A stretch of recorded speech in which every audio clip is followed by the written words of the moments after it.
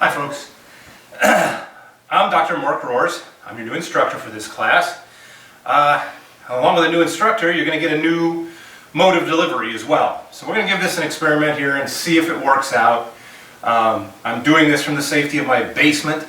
I'll put these mini lectures up on the internet for you on the Blackboard site, and we can treat these as our face-to-face lecture sections.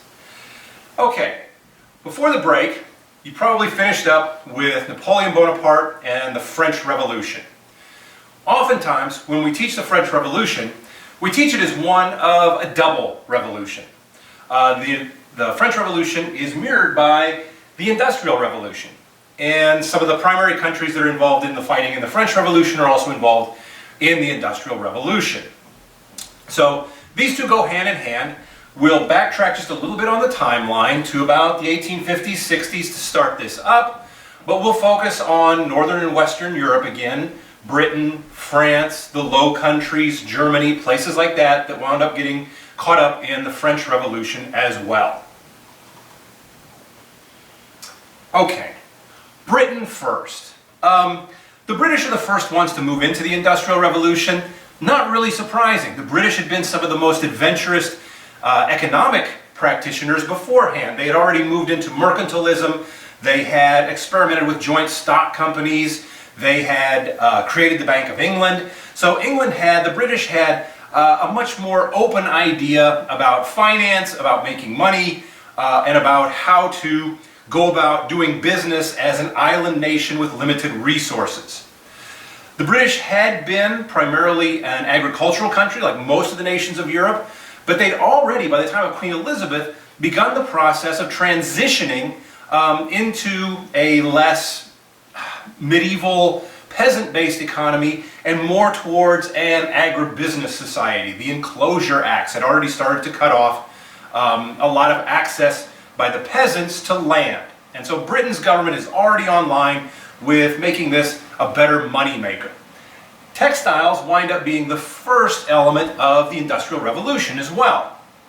The Industrial Revolution is, in its first stages, about cloth, about oils, about things that are already made, produced in sort of a putting out handicraft system. The idea behind the Industrial Revolution is to make this more of a factory-oriented process. And so the early textiles were woolen. I mean, this was one of the things that had brought about the Enclosure Acts, was Britain was raising sheep for their woolen textile manufacturing.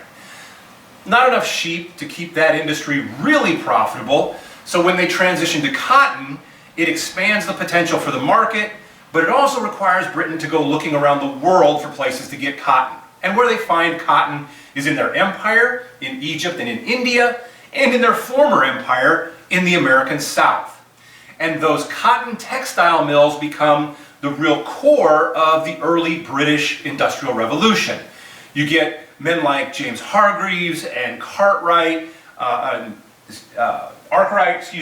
who are inventing new ways to spin thread, who are inventing new ways to weave cloth, who are inventing ways to maximize the production. And that's really what the Industrial Revolution is about mass production. Also, new techniques, new technologies for heavy industry, things like iron.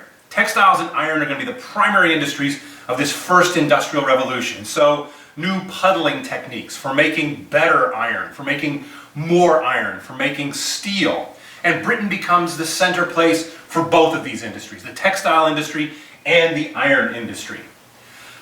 Initially, the power sources for these are going to be natural power sources. The British have to use water power or wind power to try and power their machinery. As they move into more production, this power isn't reliable enough, isn't sufficient. And so experimentations with early steam engines. Newcomen is the first guy to build a steam engine that originally is meant to help lift water out of mines that the British are digging. They're digging mines to bring up coal to burn in steam engines. Unfortunately, Newcomen's engine burned almost as much coal as you could get, and so it took a guy by the name of James Watt to make the engine more efficient, to make the steam engine really applicable and profitable for coal mining. Well, the same steam engine that you could put in a coal mine, you could stick onto a factory, a loom, a power thread machine, a spinning jenny, or a mule. And so steam engines wind up becoming broadly applicable to the production facility. The really big industry that winds up becoming a crossover industry and requires a lot of capitalization, which the British have, which requires a lot of combined industry, which the British are now developing, is going to be railroads. Railroads are going to sort of complete the loop. When Britain enclosed the land, they wound up with a lot of displaced workers. So they have low cost of labor.